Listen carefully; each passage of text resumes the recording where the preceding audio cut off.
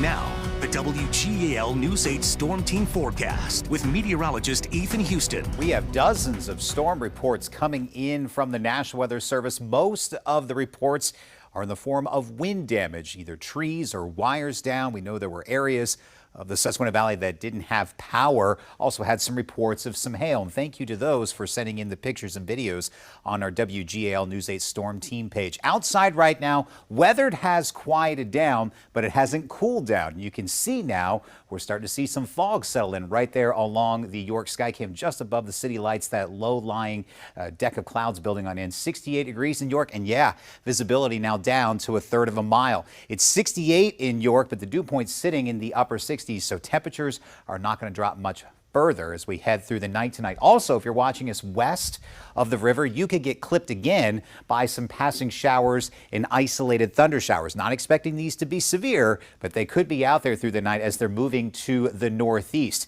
Heading through the night, most of us will just stay partly cloudy, and we'll continue to see some of that fog out there. And be prepared for another round of passing showers and thunderstorms through, most likely tomorrow afternoon, tomorrow evening, and some of those could be strong severe. This storm system, it's just off to our north and to the west, but this cold front attached to it's going to be staying with us for days. So we're looking at multiple opportunities for passing showers and storms at times. Not looking for washout weather, but series of showers and storms to come. So few thunder showers west of the river, areas of fog, mostly cloudy skies tonight with temperatures hovering in the upper 60s to lower 70s. Could see an isolated shower first thing in the morning along with that fog, but temperatures will start rising to near 80 degrees and they'll peak tomorrow near 90 degrees. It's likely our heat wave comes to an end, but tomorrow is an impact day because we do have the risk for strong to severe thunderstorm once again. A lot like today, it's the same threats with gusty winds, heavy downpours. I just don't think there will be as widespread as a threat, but certainly you want to keep your eyes to the skies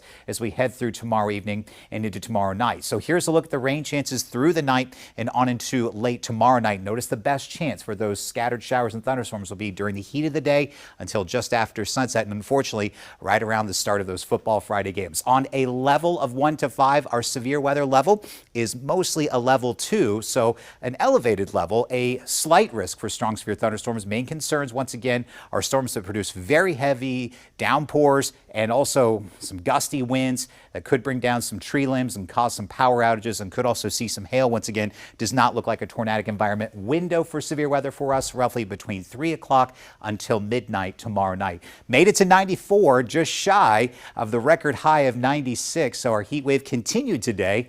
But here's the good news about the weather today. I know there was a lot of severe weather, a lot of storm damage, but we got a nice soaking rain. Much of the valley picking up their first measurable rainfall in nearly 2 weeks. And look at Hummelstown. You folks, close to 2.5 inches of rain, just shy of 9/10 of an inch of rain in Elizabethtown, Lancaster County. So we've got that fog settling in places. Just be advised it's going to be out there. Dew points are sitting in the mid 60s. Air temperatures are now in the mid to upper 60s to near 70 degrees. So good recipe for that fog to develop through the night.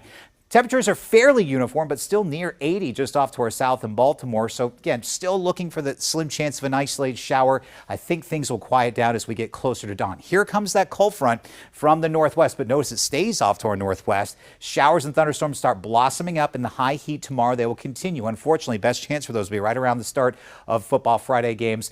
Then that front stalls. Heading into Saturday, I do expect more robust passing showers and storms, but they're not likely to be as severe, but certainly opportunities for passing showers as we head on in through the weekend. It's muggy the next few days, back to more seasonably sticky heading on into Monday. Keeping you updated on the tropics, here is the latest on Hurricane Lee. Look at now a Cat 5. The hurricane hunters were flying around in the storm, now up to 160 miles per hour.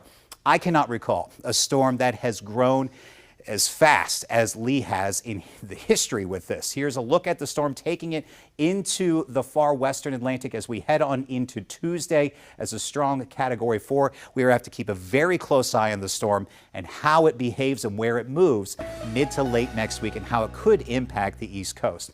Here's a look at that 10-day forecast. Shower and thunder shower chances will return mid next week. That's ahead of a cold front that will bring in cooler, drier, more comfortable weather to end next week and on into next weekend. All right. Thank you, Ethan.